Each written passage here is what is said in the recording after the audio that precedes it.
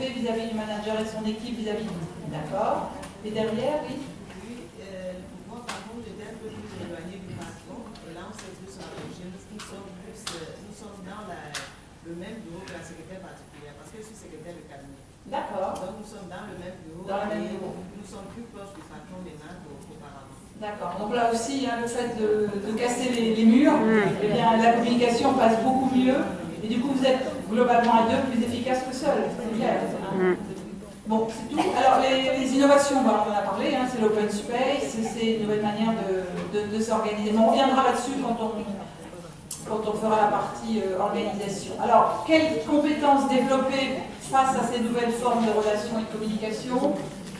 Je redis ce que je disais tout à l'heure, avoir une bonne compréhension du rôle et des objectifs de son manager et son équipe. Hein. Si on ne sait pas où on va, on ne risque pas d'y arriver. D'accord?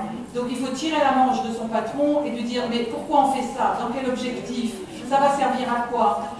Et quand vous aurez compris ça, vous accepterez même de faire des tâches secondaires ou subalternes parce que vous saurez qu'elles vont servir à quelque chose d'intéressant et d'important à votre manager ou à son équipe. Avoir des bonnes connaissances techniques qui sont liées à l'activité de son service, même si on est avec des ingénieurs ou des consultants, on essaie de comprendre, pas complètement, mais au moins de comprendre leur business et ce qu'ils font. Saisir toutes les opportunités pour façonner son poste. Voilà. Alors, il y a une petite phrase que je voudrais que vous reteniez. Quand j'ai animé le premier forum des assistants, des secrétaires, on disait à l'époque, à Paris en 90, vous n'étiez pas nés pour la plupart, on a fait venir une dame qui s'appelait Gilberte Beau. Et Gilberte Beau, elle était banquière. Elle dirigeait un établissement de banque d'affaires. Et Gilberte, elle avait été sténodactylo. Parce qu'en 90, elle avait déjà une quarantaine d'années. Eh bien, elle est venue parler à la tribune devant 1000 secrétaires. Et elle a dit, on devient, alors ça notez la phrase, on devient la secrétaire que l'on a envie d'être. Voilà. On devient la secrétaire que l'on a envie d'être. C'est devenir la grande secrétaire. Saisir les opportunités. Et alors, c'est pourquoi cette dame disait ça? De sténodactylo, elle était devenue manager. Et elle nous a dit, vous ne pouvez pas vous imaginer, tous les jours, je remercie le ciel d'avoir eu la formation de secrétaire, parce que je sais classer, je sais prendre des notes, je sais répondre au téléphone et être efficace. Vous voyez, tout ce qu'elle a appris en tant que secrétaire, elle l'a mis en action, en œuvre, pardon, dans son poste de responsable. Et c'est vrai que vous savez faire des tas de choses. Que quelqu'un qui aura fait des études plus techniques ne sait pas faire. Hein. Souvent, vos managers, ils sont ingénieurs, ils sont consultants, mais ils ne savent pas mettre en forme un document, ils ne savent pas. Elle savait tout faire à l'époque. On devient la secrétaire qu'on a envie d'être. Alors, se positionner au sein de son équipe, on reviendra quand on va travailler sur le mode de fonctionnement avec son manager et son équipe. Moi, j'ai une phrase aussi, c'est qu'on travaille en équipe et on ne travaille pas pour une équipe. Vous voyez la différence? Je suis au milieu de l'équipe. Je ne suis pas à côté. Hein, et je ne travaille pas pour elle, je travaille avec elle. Et ça change complètement les choses, mais ça suppose qu'on mette en place des règles, on les verra ensemble. Hein. Et puis les assistantes et les secrétaires, on attend beaucoup de vous par rapport à la pression, par rapport au stress que vivent nos managers, parce que eux, ils ont la pression de leur manager, etc., hein, des autorités, etc. Je pense que les assistantes ont un rôle important d'influer un bon état d'esprit. Hein. Parce que si vous arrivez le matin en vous plaignant, en disant « oh, je fais que ceci, puis j'ai mal là, puis ça va pas, puis bon, quelle ambiance vous allez développer, quoi. Hein. Les problèmes perso, c'est à la porte du bureau. Hein. Après, on est là pour bosser, pour être efficace, avec des sourires, et voilà. Et on oubliera d'autant mieux ces problèmes personnels qu'on sera... donc on évite les coups de fil perso au bureau, les portables perso, on les coupe, et on est à 100% à ce qu'on fait. Hein.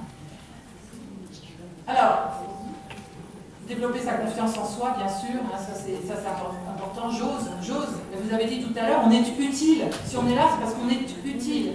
Donc on a sa place à tenir. Hein.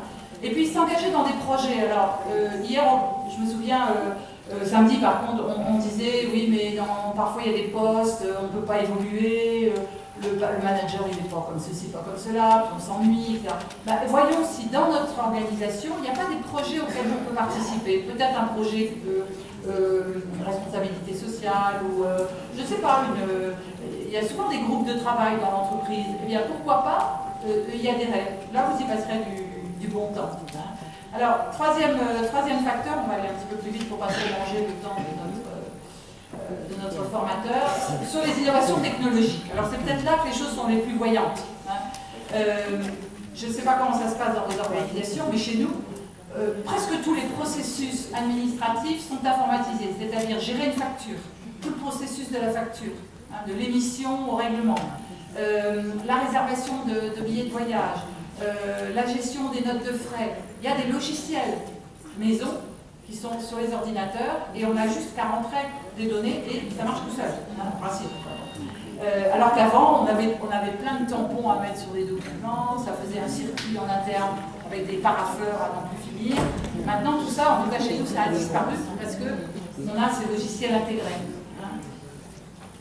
C'est aussi ce qu'on appelle des SharePoint. Est-ce que ça vous dit quelque chose, le mot SharePoint? Donc, vous êtes sur Office, vous êtes sur Windows en général. Et vous avez quelque part la possibilité de mettre en place ce qu'on appelle un SharePoint, c'est-à-dire un point de partage. Il faut que l'ordinateur, évidemment, que l'informatique, vous ayez cette possibilité-là. Ben c'est un point de contact virtuel, si vous voulez, hein, où si on est à l'étranger ou si on est en mission, on pourra toujours retrouver là ces dossiers, sa base contact, l'assistante pourra y mettre les documents à jour, mettre des notes d'actualité, vous voyez.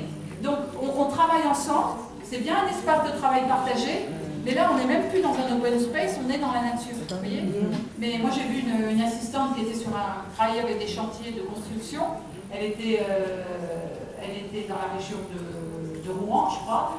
Et elle me disait, mais moi, avec mes ingénieurs et mes techniciens, je gérais plusieurs chantiers à la fois. Elle me dit, j'ai un SharePoint pour chaque chantier.